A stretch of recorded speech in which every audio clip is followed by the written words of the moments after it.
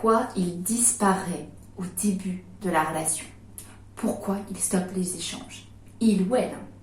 Bonjour à toutes et à tous et bienvenue sur ma chaîne Esther Valentin, votre coach spécialisé en vie sentimentale.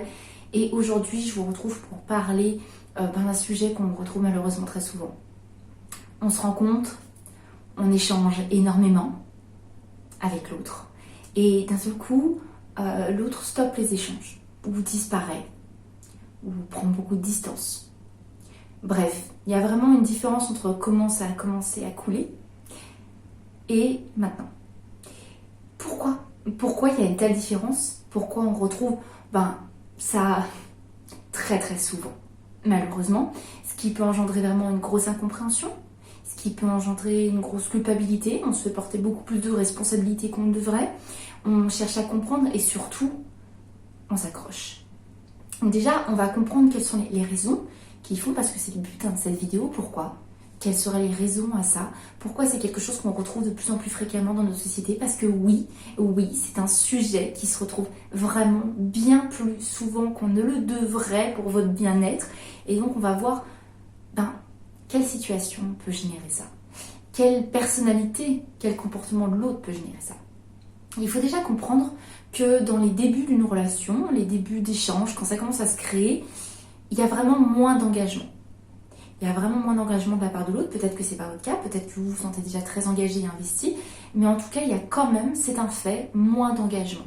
Donc, on va, quand je vais dire moins d'engagement, on va avoir le sentiment d'avoir de compte à vous rendre, ou de vous expliquer, ou ne serait-ce que de se justifier. Bref, début de relation, moins d'engagement. On n'est pas encore passé dans le stade engagement, quelque chose qui est plus profond, quelque chose où on s'est senti investi et donc on va continuer l'investissement. Donc je vais vous donner plusieurs raisons qu'on retrouve les plus fréquemment qui font quelles sont ces personnalités qui vont générer ce genre de situation. Vous allez trouver tout simplement de la lâcheté, il faut être honnête. Il y a de la lâcheté d'être honnête. Pourquoi la personne ne vous dit pas, pourquoi elle arrête de communiquer avec vous? Peut-être que ça n'intéresse pas, peut-être qu'il y a des choses. Tout simplement, ça arrive, elle ne se sent pas compatible, elle n'a pas envie, il peut y avoir tellement de raisons. Mais vous, ce qui vous percute, c'est qu'en fait, vous n'avez pas les raisons. Comprenez qu'il y a une possibilité en face, qu'il y ait une vraie lâcheté d'être honnête. Tout le monde n'a pas cette valeur et cette capacité. On est tous différents. Et on a plus ou moins la capacité d'affronter certaines problématiques, et c'en est déjà une, de devoir signaler à une autre personne qu'on n'est plus intéressé, ou qu'on se désintéresse, ou qu'on s'est un peu emballé, qu'on est désintéressé. Ça demande déjà de la sincérité envers soi, et ensuite une capacité à communiquer à l'autre. Et il y a beaucoup de formes de lâcheté. La lâcheté, c'est pas forcément volontaire, mais on va le voir ensemble dans les autres raisons. On va aussi retrouver des personnalités évitantes, des personnes avec qui, pour elles, c'est impossible de faire durer, ou en tout cas d'entrer dans l'intimité émotionnelle. Donc ça peut envoyer du lourd, ça peut envoyer du rêve, tant qu'on passe pas, ce que je vous ai dit un petit peu en prémisse de tout ça, dans le véritable engagement. Il y a des personnes qui en sont incapables, à plus ou moins fort degré. Et donc qui vont constamment vivre de ces nouvelles émotions, d'échanger beaucoup, de partager beaucoup très vite, et bim, hop, là où on rentre, où il faudrait normalement rentrer dans une phase un petit peu plus engageante, une plus grosse forme d'intimité émotionnelle, paf, on coupe, on évite, on clive. On va aussi retrouver des personnalités plutôt fuyantes. Ça va être différent dans le sens avec l'évitant qui lui est incapable d'intimité émotionnelle. Le fuyant, je vais plus parler de personnes qui vont être très peu sûres d'elles et donc qui vont tellement manquer de confiance en elles-mêmes qu'elles ne veulent pas prendre le risque d'être plus connues. Donc ils vont être aussi capables de vivre de ces émotions nouvelles d'un tout début de relation, mais dès qu'il faut entrer plus profond, bim, là on est sur un manque de confiance. Ah non, je me déteste tellement que je ne peux pas donner plus. Attention, je mets un petit panneau d'attention spécialement pour cette partie, vous n'êtes pas un sauveur. Si une personne est incapable de s'engager, vous n'êtes pas là pour constamment la rassurer, vous êtes là pour vivre quelque chose. Donc prenez des personnes qui ont quelque chose à donner, qui s'en sont donné les capacités, comme vous les donnez. Bref, on va passer aussi à un autre type de personnalité. Ça va être les personnes trop occupées. Et oui, il y en a. trop occupés et qui ne veulent pas laisser de la place dans leur vie. Ils ne veulent pas laisser de la place dans la vie, mais ils tentent quand même quand ils ont le temps. Et oui, ça arrive, il y a des personnes... Là, est-ce qu'on peut parler de manque de sincérité? C'est des personnes qui vont utiliser les autres un petit peu en dommage collatéral. Je sais que j'ai pas le temps. Quand je dis j'ai pas le temps, on donne du temps à ce qu'on a envie de faire. Donc ça veut dire que c'est des personnes qui, dans leur valeur de vie actuelle, les relations amoureuses ne sont pas quelque chose de prioritaire. Mais ils vont quand même tenter.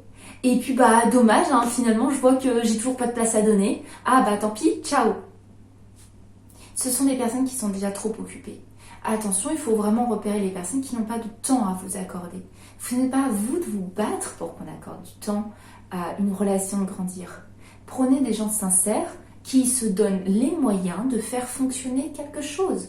Si quelqu'un vous dit qu'il est trop occupé, qu'il n'a pas le temps, mais alors pourquoi t'as ne serait-ce que commencé?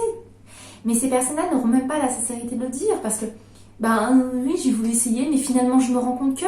Et c'est possible, il n'y a pas que des personnes lâches ou malveillantes, il y a des personnes qui ont quand même tenté le coup, consciemment ou inconsciemment, et qui réalisent qu'en fait ils ne veulent pas faire de priorité aux relations, ce n'est pas dans leur valeur primordiale actuelle. Donc il y a ces personnes aussi trop occupées, qui ont tenté le coup, et puis quand ça commence à se maintenir, quand c'est plus d'une semaine, ou 2 semaines, ou un mois, finalement non, je me rends compte que je ne veux pas faire les concessions que ça demande de gérer une relation et les débuts de relation et le temps que ça prend. Ça arrive, il faut qu'on soit sincère, c'est le but ici. Donc ça arrive, il y a les personnes trop occupées, réellement. Il va aussi y avoir des personnalités, des joueurs, j'en ai déjà parlé dans d'autres vidéos, mais oui. Voilà, là c'est la vidéo de sincérité, on n'est pas là pour faire plaisir. Évidemment, je vous rassure, il y a des très belles personnes, si vous êtes là, c'est qu'il y a des personnes qui ont envie, il y a des personnes qui se donnent les moyens de construire une relation, il y a vraiment des personnes qui s'offrent les opportunités pour le faire. Il y a aussi des personnes qui n'ont pas les capacités ou qui n'ont pas l'envie, qui ne le réalisent même pas d'ailleurs, qu'elles n'ont pas de possibilité d'offrir à une relation de grandir. Et donc là, on retrouve aussi les joueurs. Les joueurs, c'est des personnes qui vont adorer tester leur pouvoir d'attraction. Leur pouvoir d'attraction, avoir l'attention de l'autre, mais eux, finalement, ils n'ont rien à donner. On va retrouver dans les joueurs les narcissiques. Ça fait tellement du bien de voir que l'autre nous donne de l'attention. Donc ils prennent, vous avez la sensation qu'ils donnent, mais parce qu'en fait, derrière le fait de donner, ils reçoivent, mais puis du moment où on est vraiment dans un acte où on n'est plus juste en train de recevoir, c'est bon. J'ai pris, ça m'a gonflé mon ego, je repars. Oui, il y a des personnalités comme ça. C'est vrai. Si je vous dis tout ça, c'est pour que vous constatiez et que vous preniez conscience que dans les bonnes personnes qui essayent de bien tenter, il y a aussi des mauvaises personnes et il y a aussi des bonnes personnes qui n'ont pas les capacités. Avec les joueurs, on va aussi retrouver des personnes malheureusement qui ont des problèmes d'instabilité. Et quand je dis des problèmes d'instabilité, ça va être des personnes tellement réactionnelles face à leurs émotions, face aux émotions de la nouveauté. Elles vont s'emballer, elles vont être là, elles vont se lancer dans ce début de relation, dans cette rencontre, ces échanges. Mais leurs blessures, leurs problèmes les rattrapent. N'oubliez pas qu'un début de relation, c'est beaucoup de nouveautés, beaucoup d'émotions, c'est très chimique. On a ça, on le ressent. Donc il y a des personnes par cet emballement émotionnel, elles y vont. Mais ça ne dure pas, on va pas se mentir, cet emballement émotionnel de début, il est plus ou moins durable, mais il ne dépassera pas plusieurs mois. Ces déclenchements d'hormones, etc., ces personnes vont les chercher, ça leur fait du bien, ça leur camoufle un petit peu leur instabilité, leur blessure profonde, leur incapacité à s'engager. Et finalement, mais dès que ça s'essouffle un petit peu, et ça peut se faire même très vite, si on donne tout très fort, bim, la vérité ressurgit. Il y a des vraies blessures qui les empêchent d'aller plus loin. Et malheureusement, il y a des personnes qui vont continuer ce schéma sans cesse, de constamment chercher ces débuts de relations qui sont très forts émotionnellement et qui camouflent leurs problèmes. Mais les problèmes vont revenir. Les problèmes ne disparaissent pas par magie. Et vous avez la possibilité de croiser ce type de personnes. Ça fait partie de personnalité de cette population. Les problèmes d'instabilité. Donc l'instabilité, vous allez avoir une personne qui peut donner beaucoup et qui d'un seul coup disparaît. Pourquoi ? J'ai donné beaucoup sous le coup des émotions, mais en fait moi-même au fond de moi j'en suis pas capable. Et maintenant que les émotions se désemballent un petit peu, j'en suis pas capable. J'ai trop de problèmes à régler. Et soit vous avez une personne qui va vraiment les régler, Ça, vous avez une personne qui va continuer ce cercle de découvrir des nouvelles émotions et de se camoufler derrière. Vous allez aussi avoir la peur de votre attitude si vous êtes allé très vite. C'est possible. Là, contrairement aux autres personnalités que je vous disais, c'est plus une réaction due à votre attitude. Mais ce n'est pas le cas général. C'est une des possibilités que je vous présente aujourd'hui dans cette vidéo. Donc quand je vous parle de la peur de votre attitude, si vous vous êtes vraiment emballé, si vous êtes allé trop vite, faut comprendre que ça peut effrayer. Rencontrer une personne qui s'emballe très très fort, qui est prête à tout donner, qui fait des projets sur la comète, qui font du rêve, si on a l'impression qu'on se connaît encore pas beaucoup, qu'on est dans les débuts de relation, qu'on est un peu plus posé, ça peut être très effrayant. Ça ressemble à de l'insécurité, l'emballement. Je vous ai d'ailleurs fait une autre vidéo sur l'emballement amoureux pour comprendre les risques, pour que vous rentrez plus en détail là-dedans, pour qu'on ne refasse pas dans cette vidéo. Mais là, comprendre le résultat de cet emballement, ça peut effrayer une autre personne. Donc, on revient à un manque de capacité à vous le dire, en fait. Si la personne, elle est un petit peu pas en mode ghosting, mais elle se détache et puis elle vous signale pas vraiment le problème, il y a un manque de capacité à vous dire, écoute, j'aime beaucoup le temps qu'on partage ensemble, mais ça me fait un petit peu peur la manière que tu as de t'emballer. Est-ce que tu m'aimes vraiment moi? Ou est-ce que c'est l'idée d'être en relation que tu aimes? Enfin, j'ai besoin de quelqu'un qui soit un petit peu plus posé et qui ait la tête sur les épaules et qui ne vende pas du rêve, mais qui veut s'engager sur la durée en prenant ce temps aujourd'hui d'apprendre à me connaître. Il faut avoir la capacité de dire ce que je viens de vous dire. Il faut avoir la capacité d'avoir appris à communiquer sur soi, à cerner une problématique, à une non-réponse à notre fonctionnement et à le communiquer à l'autre en sincérité, en toute honnêteté. Et c'est pas tout le monde qui peut le faire, il faut être honnête. Et vous avez des possibilités d'avoir fait fuir l'autre. Attention, c'est pas pour vous autoflageller que je dis ça. C'est pas du tout le but. Mais là, au moins, il y a une part que vous pouvez réévaluer. Il y a une marge de manœuvre de responsabilité que vous pouvez prendre en compte de votre côté pour faire un meilleur à partir d'aujourd'hui. Le but de tout ça, c'est de vous faire comprendre que dans tous les cas, il va être vraiment important de prendre conscience que ça va vous faire vivre une insécurité. Une personne qui ne vous dit pas clairement les choses et de par ses agissements attend que vous compreniez, ça génère une insécurité.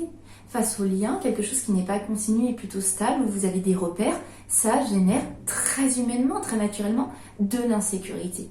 Et donc le risque, en réponse à cette insécurité, c'est que vous vous mettiez en position de demande. C'est-à-dire de courir après l'autre. Et donc de générer une relation très unilatérale, où vous êtes la seule personne investie et engagée. Et là, pensez à ne pas vous mettre en course derrière l'autre quand il vous porte du désintérêt. Finalement, au contraire, quand quelqu'un se désintéresse, peu importe la raison, une des raisons que je vous ai citées dans cette vidéo, la conclusion de comment je dois réagir face à ça, ne vous mettez pas en course derrière l'autre. Dans toutes les situations que je vous ai citées, vous mettre en course derrière l'autre, c'est juste générer une relation unilatérale où vous-même, vous allez vous mettre dans le mal-être en réaction à ce que l'autre a modifié comme rythme dans la relation. Donc faites attention, au contraire, remettez votre tête là sur les épaules, tête haute, bombez-moi ce torse et dites-vous, non mais attends, il peut pas me parler, il n'est pas adulte. Et vous avez le droit, même si la personne elle a essayé d'être bienveillante et qu'elle n'y arrive pas, vous avez le droit d'évaluer que cette situation, elle n'est pas juste et que vous méritez de l'intérêt. Ne portez pas énormément d'intérêt à quelqu'un qui commence à vous porter des intérêts. C'est vraiment pas le secret, mais la bonne attitude à adopter. Quelqu'un se désintéresse, existez, continuez de vivre à fond et vous aussi montrez du désintérêt dans le sens où, écoute, c'est dommage. Moi, j'offrais des belles possibilités et pardon, détachement un peu incompréhensible parce que il suffirait de me communiquer les choses, mais peut-être que tu n'auras pas le pouvoir. Ça étouffe les possibilités de cette relation. C'est dommage. Mais je ne ferai pas tout le travail pour deux. En gros, c'est cette mentalité-là qu'il faut adopter. C'est celle que je vous recommande. J'espère dans tous les cas que cette vidéo vous a plu, vous a aidé à mieux comprendre diverses raisons qui peuvent expliquer quand même cette situation qu'on retrouve malheureusement très fréquemment, où on s'emballe, on se lance dans un début de relation, on échange et bim, le rythme change, voire disparaît. J'espère vraiment que ça peut vous aider à mieux comprendre. Dans tous les cas, vous savez très bien que de mon côté, je vous retrouve pour une prochaine vidéo parce que je ne vous lâche pas. Donc je vous dis à très très vite. Bye bye.